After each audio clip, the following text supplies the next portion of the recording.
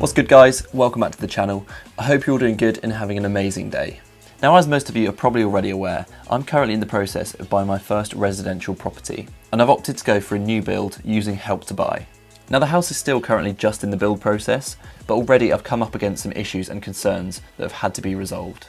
So in today's video, I just wanted to share with you guys some of these issues that I've come up against when it comes to buying a new build property with Help to Buy. Although it is super exciting, these are definitely some things that I wish I knew before buying, and also I don't think are particularly transparent, especially for first-time buyers who have no experience with buying a property. Now, just before we get into it, I know it is a bit cheeky asking before the video's even started, but I'd really appreciate it if you guys could smash that like button down below, as it does really help me out with the YouTube algorithm and just allows YouTube to share these videos to more people that might find them useful or interesting. And if you are new around here, make sure to hit that subscribe button down below and click that bell so that you never miss a video. And as always, just as a quick disclaimer, this is in no way financial advice. I'm simply just outlining information and giving my honest opinions and thoughts. So always make sure to do your own research and due diligence when it comes to your finances. But with all that being said, let's get into the video. Okay, so the first thing to cover is the fact that it's always going to cost more money than you think it's going to. And you're always going to end up paying more than that original list price that's being advertised.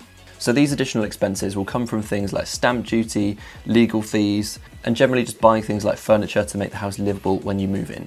However, what a lot of people don't realise, and I don't think is particularly transparent, is the fact that a lot of builders don't actually include some of the essential fittings. So for example, most of them don't actually include flooring. So you're going to have to pay extra to have flooring or carpets installed before you move in. Now obviously the price of flooring varies massively depending on what spec you go for. So you could have hardwood floors, laminate, porcelain tile or carpet, and obviously the price will reflect what you choose. But in most cases this will set you back around a couple of £1,000s at least.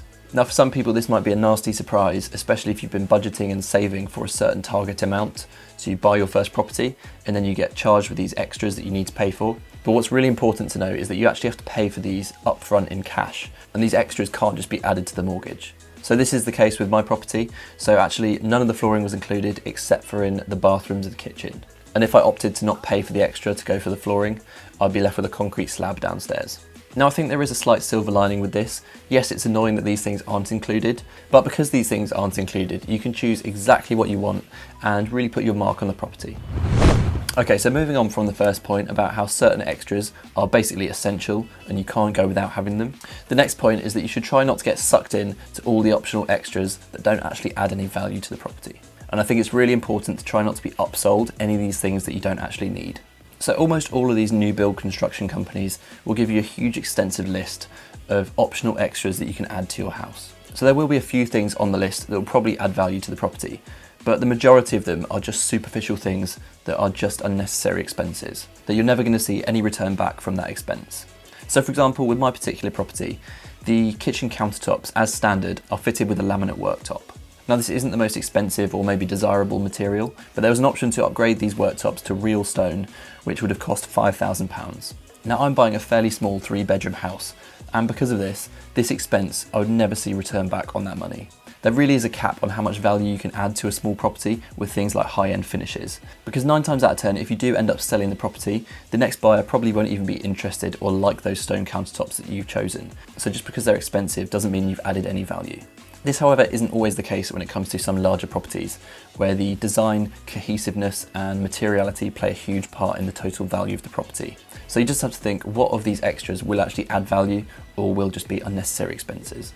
So for me, I've tried to stick to a really bare bones approach, only going for extras that I feel will add value and improve the overall functionality of the property. So one example is that I'm installing an additional shower. So the property as standard comes with 2 bathrooms, an ensuite with a shower in it, and a guest bathroom with just a bath and no shower. So the way I look at it is that if I ever want to rent out one of the extra rooms, just having a bath available won't really be appropriate for what most tenants are looking for. So by adding a proper shower screen to the bath and wall-mounted shower fixture, that should improve the rentability of the additional rooms and enable me to potentially make that money back. Okay, so the next point is that the overall functionality and design of the property might actually be flawed, and it may not have been very well thought through. So a lot of the new build properties that people buy are actually bought from plan. So what this means is that you've only ever seen it in plan view or in a visualization. And some of the house designs being sold may never have actually been built before. Now this isn't always a massive problem buying from plan, because a lot of the time the architects and designers are doing their best to try and think about how the spaces are going to be used, and they also have certain standards that they need to meet.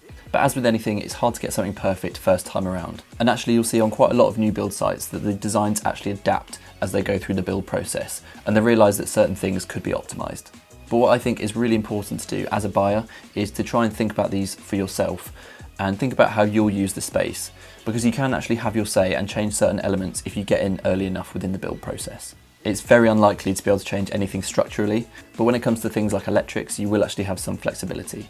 So for me, when I got all the plans through for my property, I made sure to look through the electrical plans in quite a lot of detail. One thing that I noticed was that the TV aerial and high-end media plate was actually in the wrong position as to how I visualised the space being used.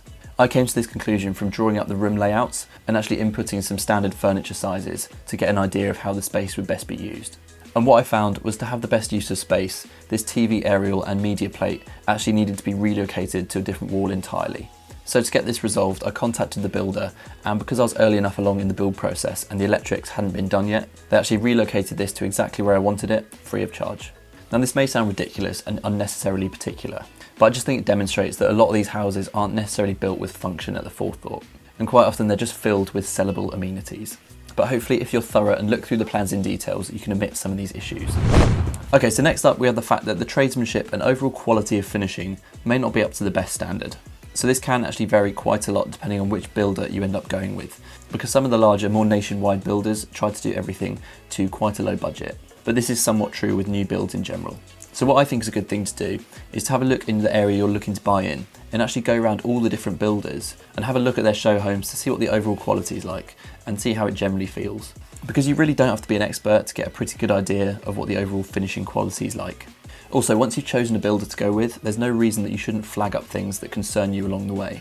Because if you do see something that isn't up to your standards, just call them out on it and they should be able to resolve it. It's also really good to have these things confirmed in writing so that you have something to fall back on if you move in and something's not quite right. So one thing that I noticed while looking around the show home on my development is that the actual fencing had been installed incorrectly. So to create a corner in a fence line, you usually use a specific corner post to do so. But on this site, the contractor had used 2 posts instead to create the corner, which isn't really the correct way of doing things and is actually structurally less sound. Now for most people this probably isn't the end of the world and it isn't really going to make much difference to the overall value of the property. For me, I just think it's really important though to make sure they're doing things correctly. And if you have any concerns about how these things are being done, you can just be very specific as to exactly how you want them. Another example could be the floor laying pattern and which orientation you'd like it in, because sometimes it's best not to assume that they're going to do things exactly the way you want them to be, and even the correct way. Okay, so the final point I want to cover today is one that is particularly relevant for those looking to use government schemes when buying a property, but more specifically, first-time buyers using the Help to Buy equity loan, and really the issues that this could cause. So one of the great benefits of buying a new build at the moment in this country is that you can use government schemes like the Help to Buy equity loan. Now this particular scheme allows first-time buyers to borrow up to 20% of the value of the property, completely interest-free for 5 years. So when purchasing a property, you'll need to hire a solicitor to sort out the conveyancing of that property. But the issue is a lot of solicitors aren't actually taking on any clients who are using Help to Buy. This is basically because it puts more legal implications on them, there's a lot of extra paperwork to fill out, and generally it's just not really worth their time. The building company will often advise you to use their recommended solicitors. However, I personally think it's important to avoid this, as you want to make sure that you have legal counsel that puts your interests above anyone else's, and there's no blurred lines between who they're working for. So because of all of this, you genuinely might have a hard time finding a solicitor that will agree to do Help to Buy for you, which really isn't a great situation to be in. Especially as for some people, the Help to Buy equity loan is a lifeline that people rely on, and without, they may not be able to get onto the property ladder at all. So what I think is important to do is, even before you found a property you want to purchase, have a ring round local solicitors' offices in your area and find one that will be accommodating to your needs. And then once you've found a property and you're ready to go, you don't need to spend any time looking for a solicitor. But there we have it, that basically covers everything for today, guys. And I really hope you guys did enjoy this one. I'd love to know what you guys think about some of these things that I've flagged up today. And let me know if you think there are other things that I've missed out that people buying new builds should be wary of.